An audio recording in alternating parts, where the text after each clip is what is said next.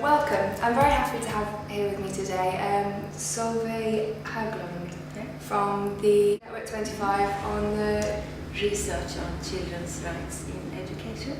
Okay, so tell me a bit about your network. What do you do? Yeah, our network is a quite young one. It's only 5 years, so maybe 1 year more than that. But it's a small network. It's a network that actually got its first initial stage after the Balkan War, because the one who founded the network, Zoran Pavlovic, he was Slovenian, and he had been involved in the war during the terrible years in Balkan, and he realized again, like many have done over the years, that in conflicts of any kind, and military conflicts of course particularly, but in others as well, children are the most vulnerable citizens in this kind of situation. So he decided to make a call for people who are interested in really focusing on children and children's views on whatever kind of life they had. So he did, and he got some responses, not very many, but at least a few responses. So this was the beginning of the network, and it coincided also with 10 years of the existence of the UN Convention on the Right of the Child. And here, like many other of us, realized that there hadn't been any research within the educational field at all on these matters. A lot of policy, a lot of rhetoric, a lot of ideology, so to speak, but very little facts, very little knowledge about how these ideas from the convention actually turned out to be in practical use in preschools and schools. So that was the beginning of the idea of the network. Okay, so what are you finding now? What sort of themes are you finding coming out of the research? All kinds of themes. All kinds of themes. And I have been convening now for 4 years. And I must say that during these years, the network has stabilized a kind of core in terms of how to conceptualize these issues, what kind of theoretical concepts and models and thinking and traditions and paradigms and discourses would really work in order to get into deeper what this is all about, including of course more critical voices. So this I think has grown, not so much in size but in depth over the years. And I also think that in the network there have been several good illustrations of how you search for methodological approaches within a field that is not yet established. So this has been also one of my ambitions during these years, to try to have a continuity in this kind of discussions, theorizing and methodological issues that we have been developed over the years. And I think we have been quite successful. So yeah, absolutely. And if you would like to more concretely kind of things that we are discussing and have been discussing, so it concerns anything. Well, to begin with, a child concerning to the convention is a human being from 0 to 18 years. So here you have the whole spectrum of human beings in terms of age. Normally, when you talk about children, people think of the small ones. And this is an interesting, I don't know if we have time to elaborate this a little bit, but this is an interesting thing in terms of the way European Union are using the concept for young human beings, because they are talking about young people. Yes, definitely. I think and this means that in a way they exclude the very young ones. I actually had discussions with some of the people from the European Commission, and they agree upon the fact that they didn't think about the real small ones. But we are in the network using children as this broad, in this broad way, where we include the very young ones. 0, 1 month old, and 18 years old. Okay, that's good. So that's the scale of the ratio of the object, so to speak. And then we have had all kinds of projects, from very concrete, practical ones, how to implement ideas of children's rights to participate in their daily life, in preschools and schools, and in families and so on, and the way education is of course the central focus on in what way the educational systems in terms of policy, practice, teacher education, support to families, things around the child that can support children's rights. Yeah, because I imagine education has a massive role in shaping children. Yeah. How are you finding things are changing with technological developments and all of the new, because I imagine that's a whole new area of children's rights and internet safety. And well, for example, there has been some studies on bullying, internet bullying, which is a way of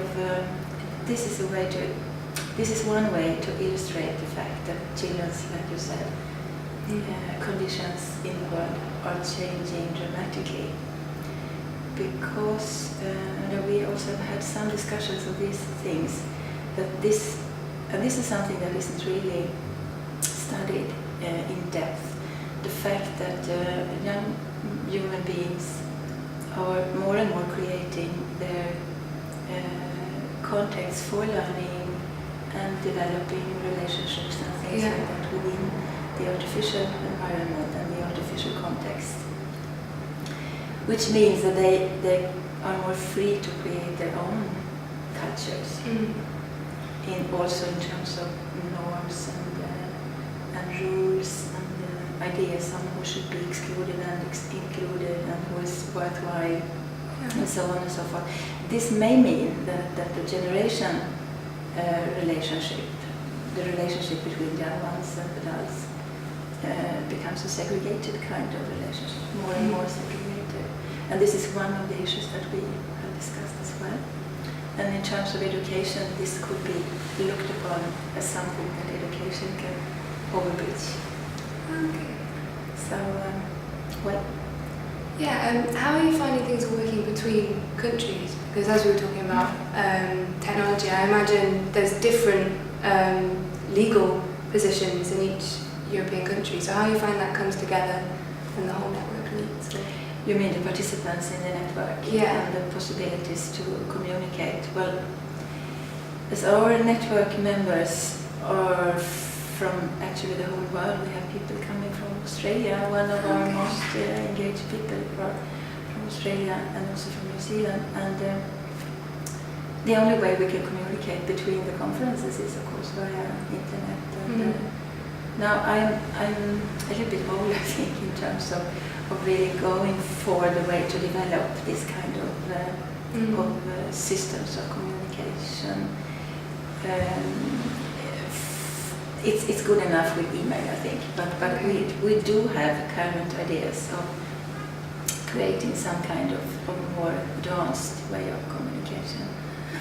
On the other hand, that's already being done. I think that we, through these conferences, have been able to create smaller groups where we have done more sort of research project ideas and other kinds of activities, meeting at other conferences and things like that. Okay, how are you finding that the political differences in each country affect the communication between you because of the different legal systems and different ways that children's rights are perceived in each country? There is a big diversity between the countries in terms of the way, well, for example, we had a presentation yesterday from Cyprus, interesting one, and our colleague presented a study which focused on how much awareness is there on the UN Convention on the Rights of the Child, and the result was that there was a very low level in terms of knowledge. Very few people, as well as adults, as teachers and politicians, very few knew anything about this convention. which is in a way interesting because almost any country, each country in the world had ratified the convention, which means, and this was in 89, 90, this year, so 20 years ago, these states put their name on the convention, which meant that they had made a promise to implement the ideas from the convention. So in our network then we have, within Europe also, we have a diversity in terms of efficiency in implementing the ideas of the convention, and this is something that we can bring up in the network and discuss from a research perspective, because we are not politicians, so we are not involved in it, but we can sort of make states of the arts and realizing the fact that in Cyprus there isn't even a strategy, a political strategy, while in the Scandinavian countries there is a very firm strategy on how to implement these ideas. And also we discussed the fact that when we once ratified the document, then the state parties had to promise to leave a report each fifth year in order to tell the UN Committee on the Rights of the Child how they proceed with the implementation. And it turns out that there are countries in Europe which doesn't even know about the thing. It's interesting. Yeah. So we are making some observations and get some insights on this in this area. Okay, just one last question. Have there been any presentations that have really stood out for you that you've seen in your network? Any ideas that you thought were really, really interesting? Yeah, well, spontaneously there have been many, of course, this year as well as last year, but we had one presentation by Gabriella Torstensson. She lives in the UK, and she has made a study on how young people, children in Botswana, in Africa, and studies of HIV/AIDS, and how educational activities can produce awareness and make a change for these children. And this is just one presentation from this year, which I liked. So, thank you very much.